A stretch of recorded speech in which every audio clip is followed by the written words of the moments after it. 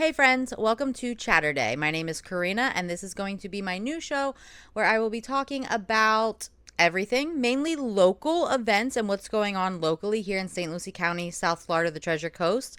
We do have our show Parking Lot Chats podcast that is here on YouTube as well as anywhere else you would get podcasts, iHeart, iTunes, all that. That is with my best friend Bo, and we talk about Disney and pop culture on there. So I want to focus on local stuff here. So I want to dive right into the preserves in St. Lucie County and the guided preserve walks, guided trail hikes, things like that. We're in January. So if you are familiar with the weather here in South Florida, Happy New Year too. It's time to go outside. This is our outside time. A lot of other places around the country, they are inside in the winter and they go out in the summer and have their fun. And it is the opposite here. In the summer, it is way too hot to do anything. So we typically tend to go out in the winter around here. So right now the weather's gorgeous. It's been like mid 60s all last week. It's a little chilly for me, but it's perfect to be out in the woods for hours.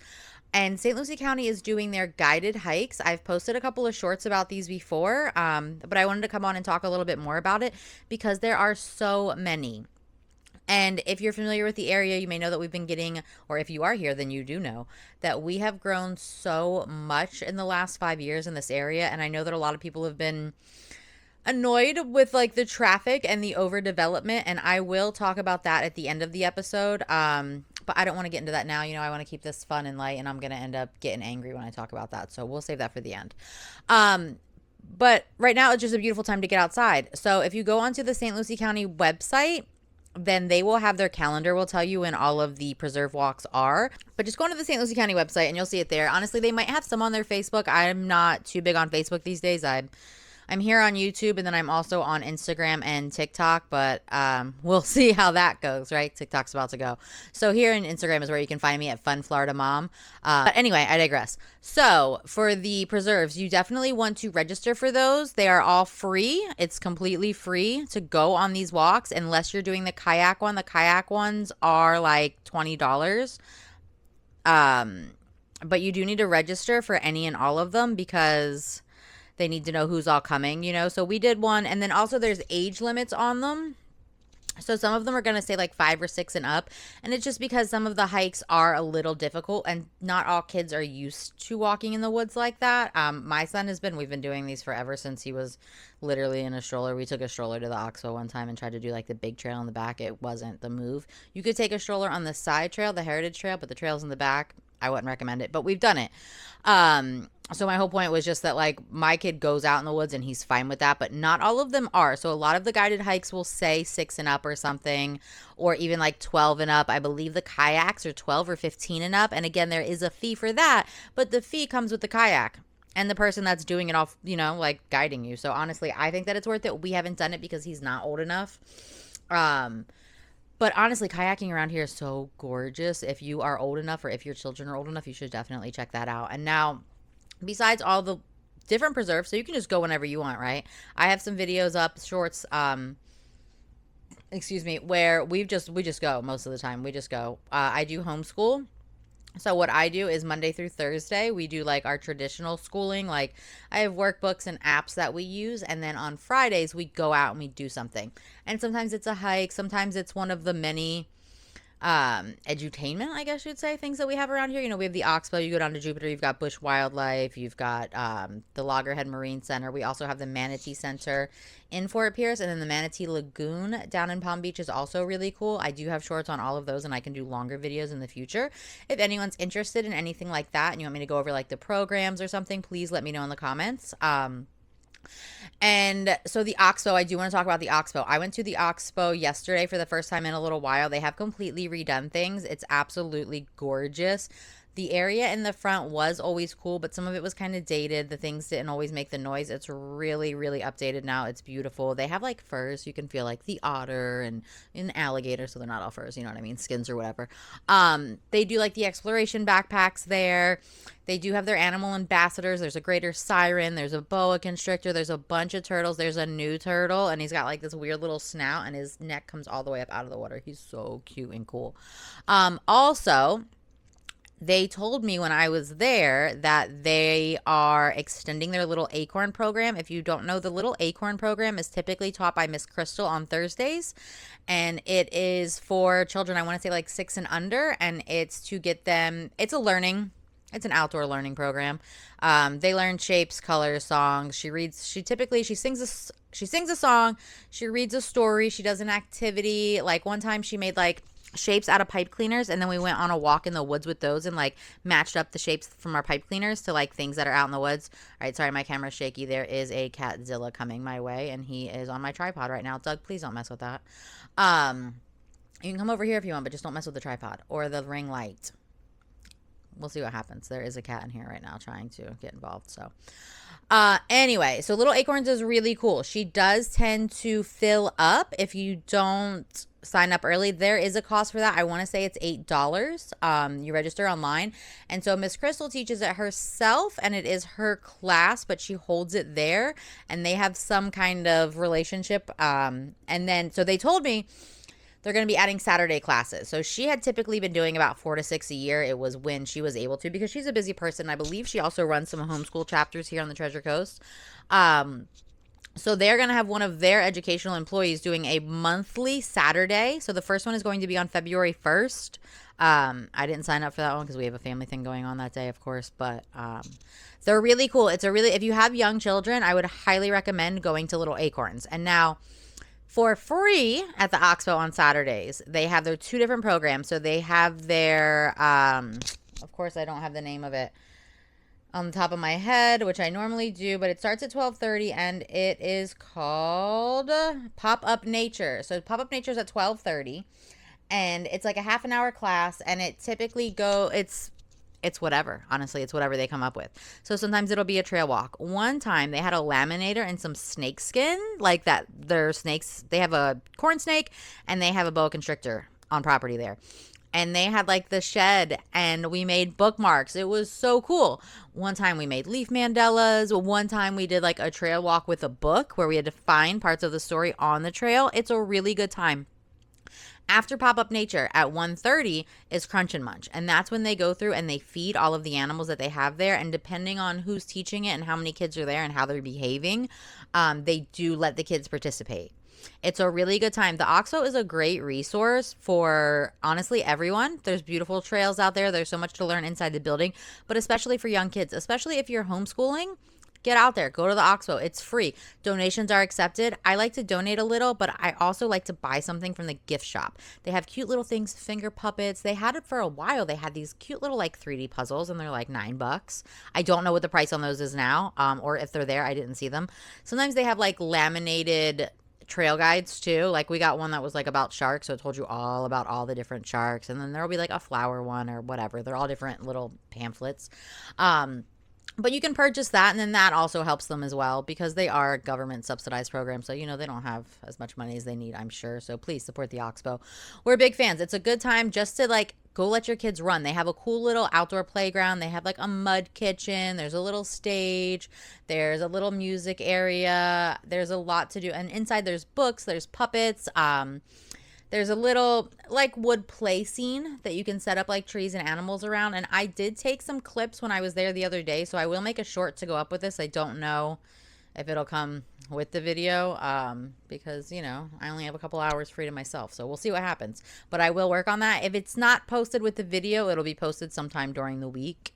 That will probably most likely be it. It'll probably be like Monday or something. But I would highly recommend going to the Oxbow. And now I'm going to take this time to transition into my rant part of this show. So when you're at the Oxbow, when you're at anywhere out in the community, out in public, right, we have to clean up after ourselves. I don't know if I do think that part of the situation here is the huge influx of people that we've gotten. Not that the people that have come are bad people, but when you have a large city, when you have a lot of people, a larger population, people tend to care less about the people around them, right? Like my favorite example of this is I was a bartender for a long time in different places. And then I went to work in a pool hall. And in the pool hall, they have a league Sunday night through Thursday night. And I would work Sunday through Friday. And you would think that Friday night would be the money that you would make, would be the night that you would make the most money as the bartender, tip wise. And it was typically the night that the bar made the most money. The sales would be highest, but my tips would be lowest because these people don't know me. They don't care. You know what I mean? They're going to give you whatever or nothing. A lot of times these people will come in and they'll get a beer and not tip at all. Whereas your league people, they know that they have to see you. They're going to be back. They have to see you. They can't be rude to you. And that's the thing, too. A lot of times on Friday nights, people would be rude and they wouldn't tip. When you have your people that you see all the time, they're going to be polite. They're going to tip because they know that if they take care of you, you take care of them. That's how it works. And I think that it works the same in society as well. When we have so many people, it's easier to be like, oh, screw that guy. I'm not going to see him again. What do I care if I piss him off? Whereas if it's a small town, you don't want everybody to know you're an asshole. I don't know what it is. But either way, at the Oxbow the other day, there's a good amount of poop bags out in the woods. Don't leave your poop bags out in the woods. If you bring your dog, that's cool. If your dog poops and you clean up after it, great. But you're supposed to take that bag with you. You can't just be leaving poop bags all over the woods. One time last year, they went around and they marked all the places they found bags. And honestly, it was disgusting to see. I was out on the trails for maybe an hour and I saw like 3 of them. And like, I didn't have gloves with me. So like, I'm not going to touch it. I told somebody where they were, but like, what are we doing? Why are we leaving poop bags in the middle of the woods?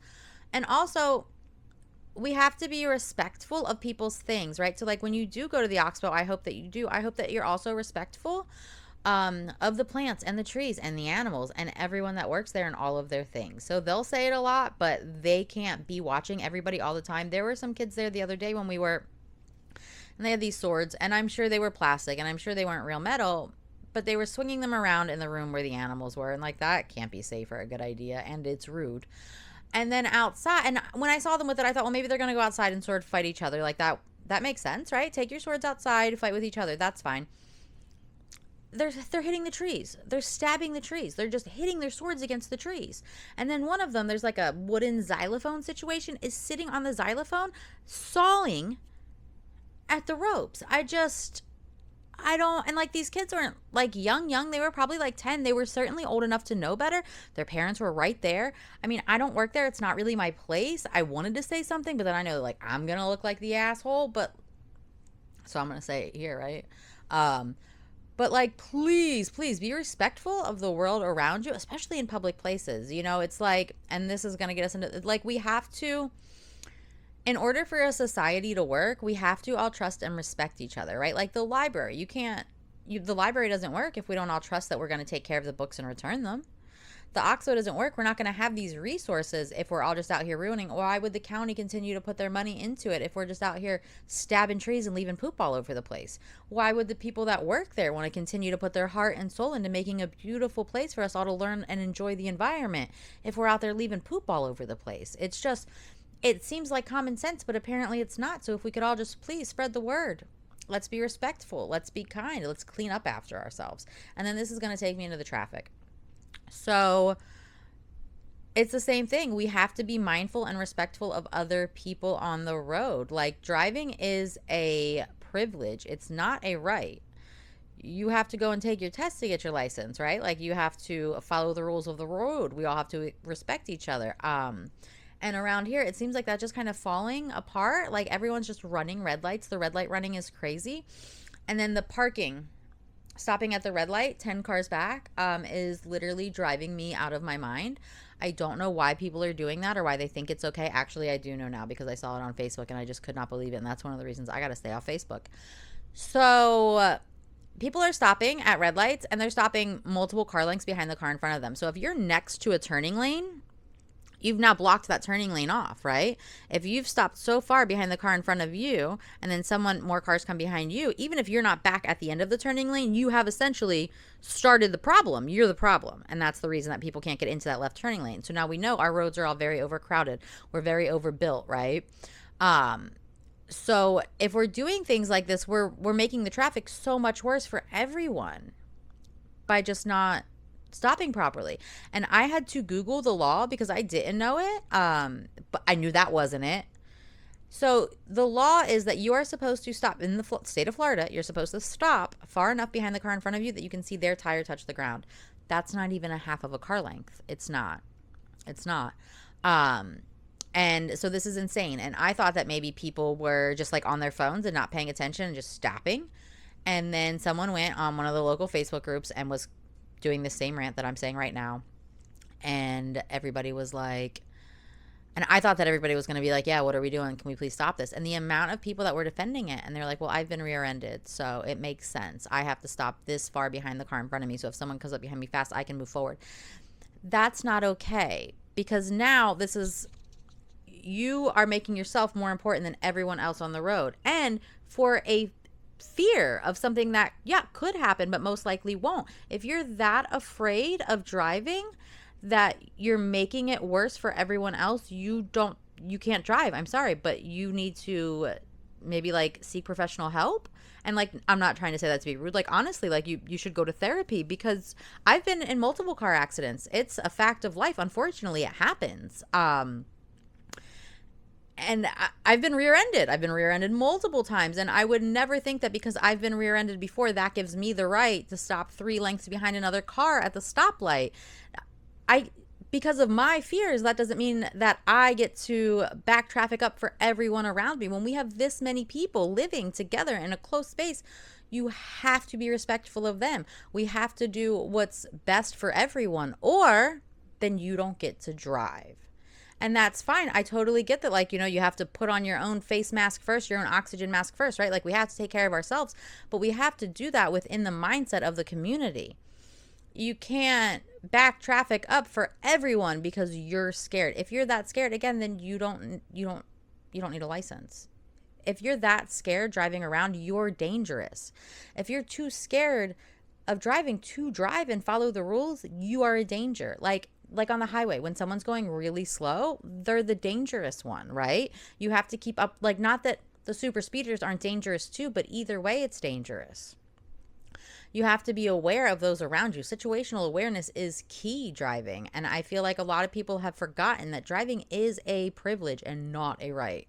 So there's my rant there. I didn't get as worked up as I thought, but I think on that note, I am going to call it. So I'm just real quick going to go over my plans for this. If anyone has any input, this is going to be a new segment from me. It's called Chatterday. I'm going to hope to post my hope for now is maybe like once a month. If it goes well, if I end up having more time, then I will amp it up to maybe every other week or potentially weekly. Just like I said before, I do homeschool and I'm a stay-at-home mom. And so, someone's got to clean and cook for these people. And then I have my podcast, and then I have my Disney account on Instagram and here. So I do have quite a bit going on, but I do want to get more into something like this. I do have a lot of thoughts that I would like to share. If you have any thoughts, opinions, feelings that you'd like to share with me, if you have anything that you would like to talk about in St. Lucie County and or beyond, please let me know. If you're interested in the Disney and pop culture aspect of our chats, please hit us up on parkinglotchats.podcast. We are here on YouTube, we are on Instagram, and we are also on TikTok for as long as TikTok allows us to be. Thank you all. I hope you have a great weekend. Thank you. And please get out in St. Lucie County and visit.